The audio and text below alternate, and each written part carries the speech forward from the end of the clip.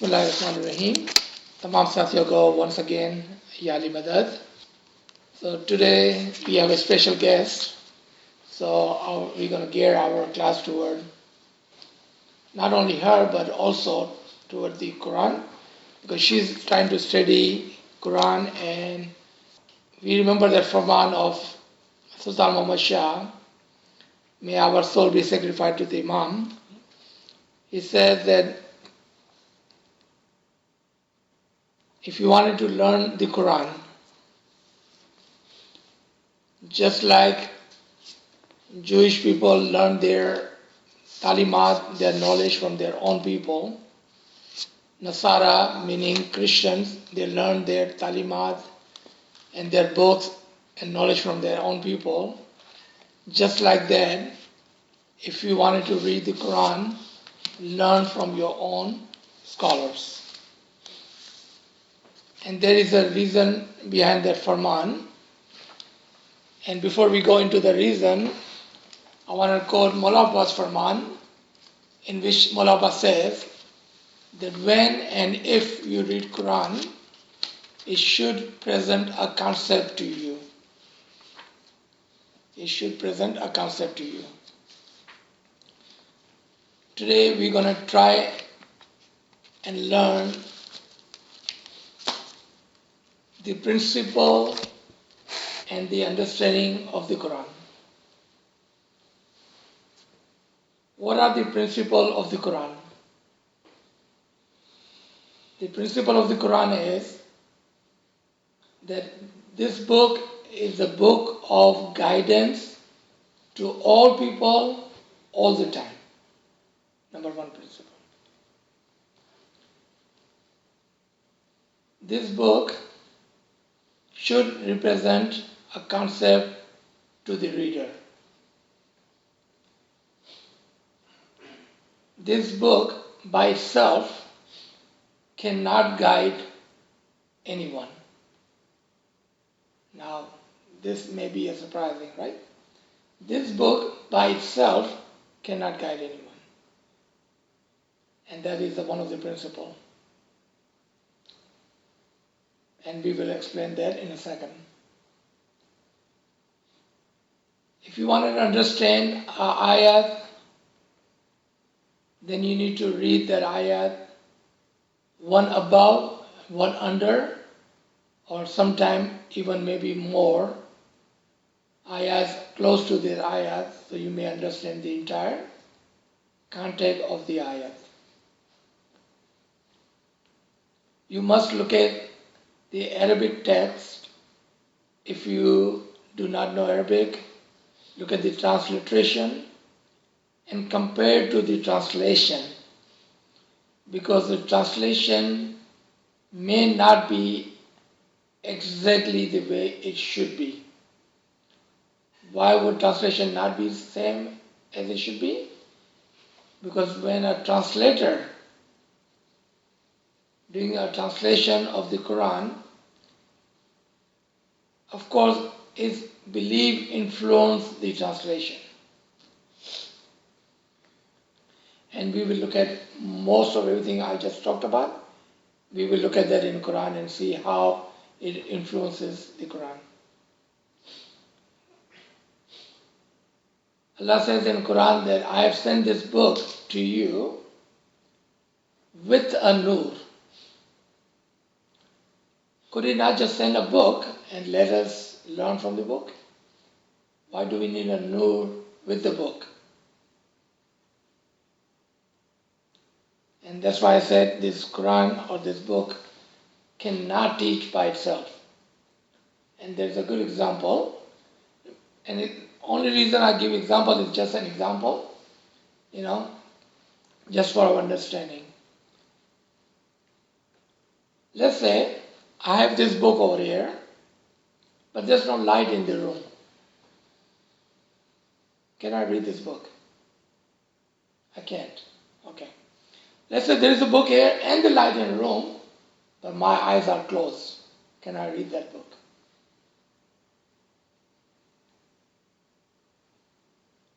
Let's say there is a book here, light is on, my eyes are open, but I do not know how to read this book. Can I read that book?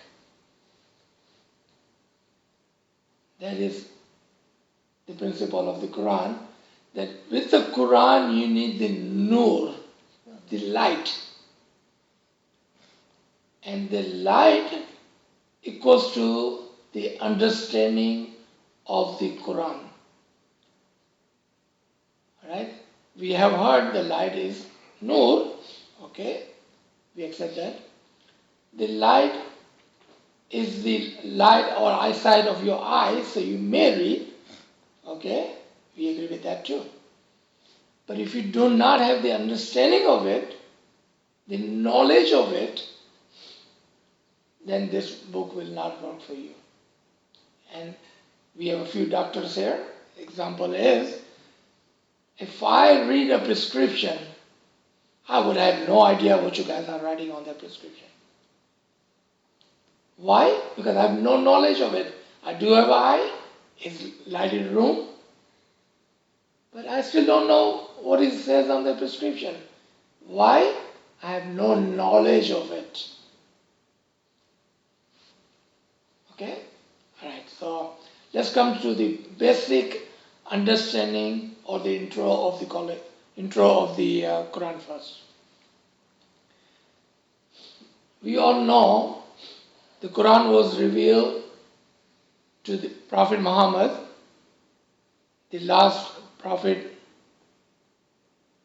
of Allah, the Sayyidul Anbiya, the king or the Sardar of all the prophets. How many paras, sections are in the Quran? Do we know? 30 sections. Why there are 30 sections? So it was made it easier for a person to read in 30 days. One a day, you read that in 30 days, and then you are done. This is equally divided into 30 parts. How many surahs? 114 surahs. How many ayahs? 6,666. Okay. Now, the number of the surahs, the way it stands today, Quran was not revealed in that sequence. Do we know that? Quran was not revealed. So when they compiled the Quran, they made few changes to make it easier for the reader to read. And one of the change was they made, of course they kept the Surah Al-Hamd, this Kitab, the mother of the book, in the front, and then all the other surahs are in order of the size of the surah. Surah Baqarah being the largest size with 286 or some ayat in it up front. Then Surah Imran, and then on and on. And the smallest surah at the end. So there was the order. And then also they added the ruku and the i'rabs to make it easier for us to know where to stop. And i'rabs are, if you want to show that on the TV, Naveen, those zer zabar pesh. So where we know how to pronounce those vowels, when to say Ali, Allah, or different sounds. So you may be able to read even if you are non-Arabic speaking person. For Arabic speaking person, those Arab doesn't mean anything, because that is their language and they can read it without the Arab. This was made easier for us non-Arabic people to read with the correct sound and balance. So if we understand all that, and those are, you'll see those Arabs, there, Zabar and Pesh. so you will know when to bring it up and down, or when to continue, like Qibla al-Azab on the bottom, when to add two words together, when to read two words together. Like example, Imam Mubin. Instead of saying Imam Mubin, okay, Imam Mubin will not make sense. Imam Mubin is just for non-Arabic people to read the Arabic portion of the ayat in the correct manner. Okay. Now, the principle that I wanted to share today is, even though Quran is in the order it is today, the entire Quran has few different kinds of ayat. Different kinds of ayat. Some ayat are direct ayat. Some ayat are allegorical ayat. Meaning is in examples. Sometimes allegorical ayat are given an event, so we may understand that that event had taken place, and this is the ayat, and then we can understand how does it apply to us today. If there is any ayat in the Quran that does not apply to you as a reader, there is a problem. What is the problem? Because we are reading it as a storybook, not as a book of guidance. It needs to apply to the reader. So the principle of the Quran is, when you do read the Quran, make that ayat yours. How do you make an ayat yours? And if you read the Quran, and when you read an ayat, you're supposed to bring that close to you, you make that yours, because it's supposed to be guiding you. If you feel that these ayats are for somebody else, then there's a danger in it. And I'll give you an example. Let's say that one of the ayats is talking about those people who did not believe in Quran, did not believe in Prophet Muhammad, even did not believe in Allah. And ayat is talking about them. How can you make that ayat yours?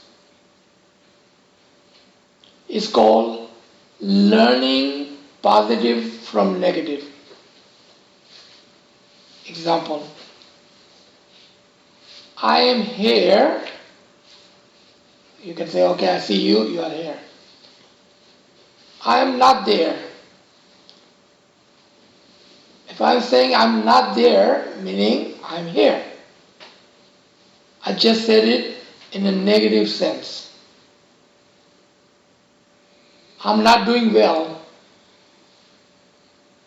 meaning if I say I'm not doing well, that's a negative. I'm saying I'm not, I wanted to be well, or I could be well. I'm not well today. It's a negative sense. Anything when we say something in negative about somebody else in Quran, how do you make that ayat yours? When we are reading about kafirun, mushrikun, munafiqun, and we think this is about somebody else, then what is the danger in that? When we get into that trap, we will not know we are those kafirun, mushrikun, munafiqun. So those negative ayats are given to us so we don't get into that trap. We don't want to be like them. And we will see one of the ayat from Kitab, Surah Al-Ham, the very last ayat, where it talks about that keep me on Sirat al-Mustaqim. Then it talks about three different kind of people. One is positive, two is negative. The positive, keep me on Sirat Mustaqim behind those who you had favored. Positive. Do not keep me behind those people who went against you. Negative, right? So how do you make that yours? We are saying, I don't want to be part of that group. That is your learning. The third one is, don't send me astray. So then it give me a chance to check myself and make sure I'm on the right path. I'm not amongst the third group. There's a learning positive from negative. All right, go ahead. Okay. So I'd like to see Arabic if you can. So if you look at this word, Siratal Lazina An'amta Alayhim, the ones who had been favored, that's first group positive, not the path of those who earn thine anger, Gairil Magzubi, Alayhim Warazwalim, and none of those who go astray. So there are three groups of people we are talking about. But if we were to say, okay, we are the ones who are smiley, we are being favored, then we are just applying the part of the verse to us, which is also important. We got to apply. We should be able to apply every verse on ourselves. But then there are two other negatives. We always have to look into it. Are we fitting in that somehow in that category too? What are we doing right and what are we doing wrong? So for each verse, it has to apply to us. If we say they are doing this and they are doing that, then we are saying, oh, I'm good and it doesn't apply to me. What he's trying to say that we have to be able to find how does it apply to me. So it's very easy to take positive and apply to ourselves. Quran has 6,666 verses. They all are not positive. In fact, majority of them are like negative in the sense that it talks about they have done bad or they are the wrongdoers and whatnot. So if I keep thinking, oh, I'm not the wrongdoers, then I will never evaluate myself, how am I doing good. So when we apply, then we look at the negative characteristics and see if we are somehow fitting in that, then we need to come out of it. If it is positive, then that's good. But then there is a negative aspect of it too. Those who are not being positive, then they are negative. So when we read Quran, we have to be reading more than just the words. We have to constantly have application applied to it to see if it makes sense to us. Right. So do we see these three kind of people in that ayat? Normally people think that there is only two kind of people in this ayat. Normally, okay? And they will say, okay, this first one is for the one who will favor, one who have the inam on them. And that's it. And they take this other part and this part together. But no, Allah is talking about two different kind of people here. One who had believed and then they would sit inside and bring negative in the Jamaat. And I'm not talking about Jamaat now, okay? I'm talking about at the time of Prophet Muhammad and all the time after that, including today. So there are Muslims, the second one. The third one are not Muslims. So one who are favored amongst the Muslims, second one are Muslimin, not favored, and the third one are not Muslim. Three different groups. The second one is easy to get entrapped with. How? That Allah had favored upon you by giving you the Quran and the Nur. What happens if you lose one or the other? You, by default, without knowing it, you get into the second part. And you don't know what, because it's a fine line. It's a fine line there. The third one is easy. Those are the one who said, we don't believe in you, Muhammad. What we have today is good enough for us. We don't need Quran, we don't need your talimat, we don't need your God, we have our God, we have our book, we don't need you. That's the third one. That's the easy one. then you know exactly who are the one who did not believe. Second one is the one that we need to watch for, the one who do believe. This one actually says pretty clearly, यानी कि वो लोग, अब सब उर्दू जानते हैं ना, यानी वो लोग जिन्होंने हक को पहचाना मगर उस पर अमल पैरा नहीं हुए. Those are the one who did see the truth, they believed in Muhammad, then did not follow it. That's the one I'm talking about. Okay? Alright. So this was just an example ayat that we wanted to present so we can learn the principle of Quran. Remember, we need to know how to read Quran and how to apply Quran and ayat to us. This was not our lesson for the day. This was just example to show how and when we read Quran, how to look for those signs and ayats and names and the words so we can apply that to ourselves. Okay? Alright. So our lesson for today, and we're going to learn how to connect different ayats from the different part of the Quran and make a complete understanding of the Quran. Because if you read just Quran surah by surah, there may be a question in one surah and answer somewhere else in some other surah. How will you find that if you don't know how to read Quran? And I can tell you this right now, guaranteed, no one without the Imam, no one without the Imam, the nur of the Imam, can understand the Quran. No one can understand the Quran without the nur of Imam. And what I said is, Quran and nur is together. You take one part out of it, it will not work. You leave the nur and have the Quran, it will not work. You have the nur but no Quran, it will not work.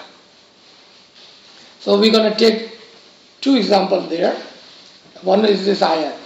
Okay? The second one is the hadith of Prophet Muhammad. That I am leaving you two things so you may hang on to it. My itrat and my Quran. The one who will not hold tight to it, they will go sect by sect, para ho jayenge, toot jayenge. They will not be able to hang on to the Islam because they are leaving one or the other. That's his hadith. In Quran it says, I have sent you the book and the nur, so it may guide you. Right?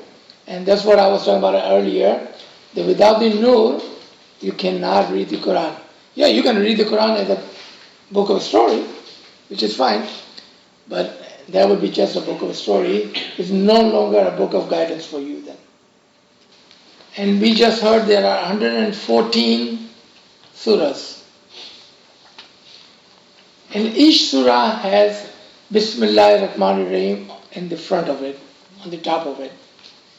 And that Bismillah ar-Rahman ar-Rahim serves as a door to the surah. So before you get into the surah, what do? You read Bismillah ar-Rahman ar-Rahim. And that Bismillah ar-Rahman ar-Rahim serves as a door to get into the surah. So if you have 114 surahs, how many Bismillah ar-Rahman ar-Rahim should we have? 114. Do you agree with that better? Okay. If I tell you that one of the surah does not have Bismillah ar-Rahman ar-Rahim, would you believe me? Yeah. Then Quran is not perfect? Remember, Quran is perfect. If Quran is perfect and there are 114 surahs and one surah does not have a Bismillah ar-Rahman ar-Rahim, what are we saying? This is chapter 9, verse 1. There is no Bismillah ar-Rahman ar-Rahim. Show us one of the other chapters. See, you see Bismillahir Rahmanir Rahim there, right? On top. Yeah. Right? Alright. This one is number 8. Number 8. So number 8 shows Bismillah, but number 9 does not show Bismillah. That's one Surah Tawbah. And in our course today, we will be going into this surah. This one does not have Bismillah Rahman Rahim. Does that mean the Quran is imperfect? If there's 114 surahs, there should be 114 Bismillah Rahman Rahim. Now, you go to someone who reads the Quran all the time, who's Hafiz al-Quran. You know what Hafiz al-Quran means? Someone who has learned the Quran by heart. You go and ask them. There is a 99% chance they will not know about this surah, that there is no Bismillah Rahman Rahim. Because when you are just reading it, you're not paying attention to it, you're just reading it. Then there are few people, that's why I said 99%, there are 1% of people who do stop and pay attention to those things. And they will know there is something about this surah and there is no Bismillah Rahman Rahim. But Allah had protected and made the Quran perfect. So what He did, with His utmost wisdom, He added extra Bismillah Rahman Rahim in Surah Namal, Surah number 27, ayat number 30. There's an extra Bismillah Rahman Rahim in this surah. And she has that in front of us, right there. Do we see the Bismillah Rahman Rahim? Yes. So how many Bismillah Rahman Rahim do we have now? 114. What I'm showing you, how wisdomful Quran is. For those, and we will have to find that ayat, the Quran is only for the people of the knowledge and wisdom. Quran is not for everybody. It's not. Let's come to, did you want to add the door part? Yeah. Okay, go ahead. Okay. So, Quran has there's a hadith by Prophet Muhammad, Ana Darul Hikmata wa Ali Babuha. We have heard of that, right? That I am the house of wisdom and Ali is its door. And then there is other hadith, I am the city of knowledge and Ali is the gate. So the door or the gate is actually Mawla Ali. Now in Quran there is a verse, I'm looking for the number of that verse. It says that do not enter in Quran like a thief. It's 2 by 189. So do not enter the house from the back door. From the back door. Now question would be, who enters the house from the back door? Who enters the house from the back door? A thief. Thief. Right? So the implied meaning was, do not enter the house, and then thief. Okay. But the other implied meaning is that always enter the house from the door. And who was the door? Mawla Ali. So when we say that you cannot understand the Quran without Mawla Ali's nur, this is the evidence of it in the Quran. Right? This is the evidence that those people who do not have the light of Mawla Ali, they cannot enter into the Quran. They might read it, the way he just gave example, and I love it, that the prescription is written, I might read it, but I will not understand it. I have the eyes, I have the reading ability, and I have the word written in front of me, but I won't understand it. So that's how people can read the Quran, they can learn it by heart, but what is implied in that, what are the meanings, they will not understand it. Why? Because they don't have the light of the Imam with it. So the Quran can only be understood with its true essence only by those who have the light of the Imam with them. Right? Thank you. So,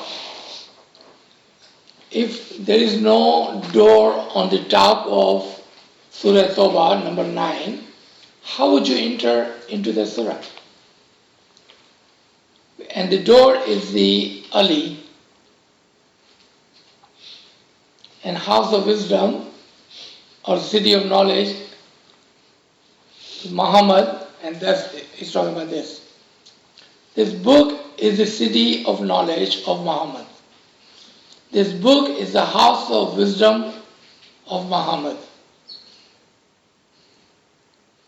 But otherwise there is no city of knowledge somewhere. And there is no house of wisdom, a physical house of wisdom anywhere. The city of knowledge is this entire book. And house of wisdom is each one of his surah. Each one is a house. So the question would be, how is it the door? Bismillah, do we know that? No, we don't know. We need to talk about it. Okay. So, and each house, alright, so city is equal to the book. And the house equal to each surah. So there are 114 houses in the city. And you're supposed to enter the house from its door. And the door is Bismillah. But there is one house without the door. And then there is another house with two doors. So how would you enter in this house that does not have a door? Meaning there is an invisible door in front of this house. And only person can see the one who believes, who has the nur, who has the eye, who has the light and the knowledge of it, will find that hidden door. You know how we play those games, and we have to find those hidden door into those games? What games can you think of? Any game like in Nintendo or whatever, Xbox 3 now, I get the point. right? Yeah. Why are we saying the Bismillah Rahman Rahim is a door? First of all, as a Muslim, we all know that whatever we start, we're supposed to start with the Bismillah Rahman Rahim. Right? And we cannot do anything without saying Bismillah Rahman Rahim. We cannot enter into any endeavor without saying Bismillah Rahman Rahim. If that is the case, show me Bismillah Rahman Rahim, please. If you know the Arabic language, and if you know the culture of the Arabia in the old times, they had some symbols they would use for different things. We all have gone to camping. In the camping you will see all these different signs, different symbols. They're supposed to guide you in camping. You guys from the scout, you will know. We have seen all those symbols. They will guide you in when you go for camping, right? And you will know what this means and what this means and what this means. And there's water here and there's a restaurant here or whatever.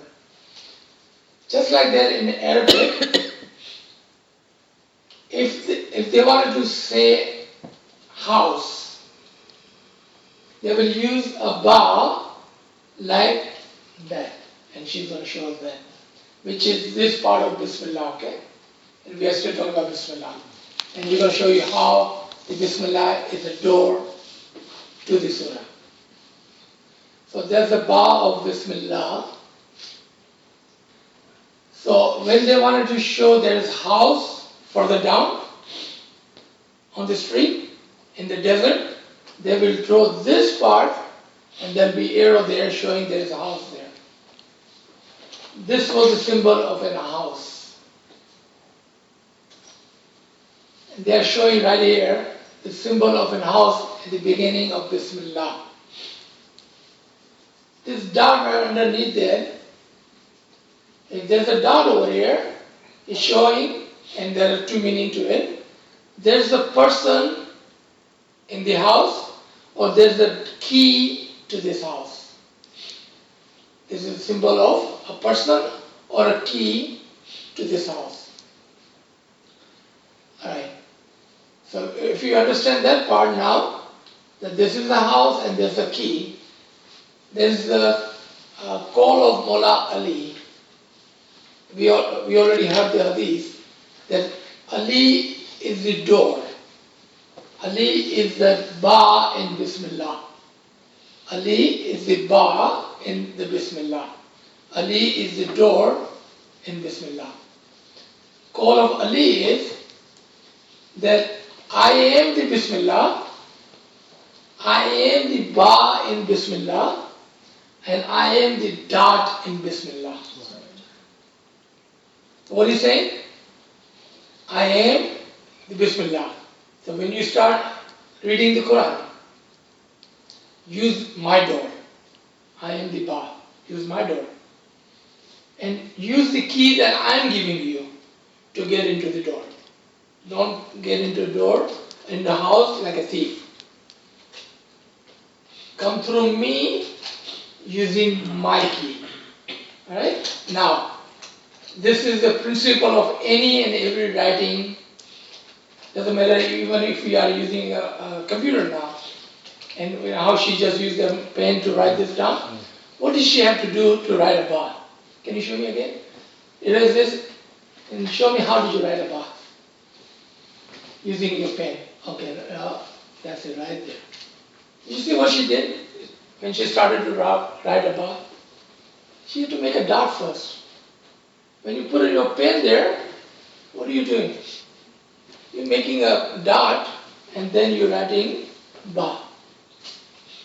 Mullah Ali said, I am that dot. I am that dot. Without me, you cannot even write Quran or any language of the world. You cannot write anything without me. Every time you pick up the pen to write whatever you're going to write, doesn't matter which language you're going to write it, the pen will make the dot first before it writes. Alright? This is the deep philosophy of the Quran. Alright? We are not here to learn the language or anything, but that's how Mullah Ali had explained the Quran and the writing and the language to us. Alright? Without this understanding, the Bismillah, so Bismillah is the door to the surah, and now again, when we read Bismillah, what do we have to read first? The ba, the door, and door is Ali in Islam. Everybody accepts that part. There's no argument there. The dot under the Bismillah is Ali. Without the Ali, you cannot write anything. So Quran is written with his dot. And Muhammad verified that Ali is the door. And so I'm going to ask a question so our brain will open up a little bit and we start thinking. When he said city of knowledge, he used the example of a city. But when he says wisdom, he used the example of a house. Why is that? Meaning there's so much knowledge. An example of a city. But wisdom is very little, like an example of a house. But regardless of seeking knowledge or seeking wisdom, you have to go through the door. So door to the Quran is Ali. And without the Ali's nur, no one can take the knowledge or the wisdom from the Quran. The others who do not use the door, Allah has already given us the ayah, says, do not enter from the back door. If you do, the implied is you are a thief. Right? So we are those fortunate people, one who had favored Allah, that He has given us both, the nur and the book. So when we read the Quran, it brings a different understanding, different level of understanding, different concept to us, unlike anyone else who does not believe in Iman. Okay, so now should we go into our course? Okay.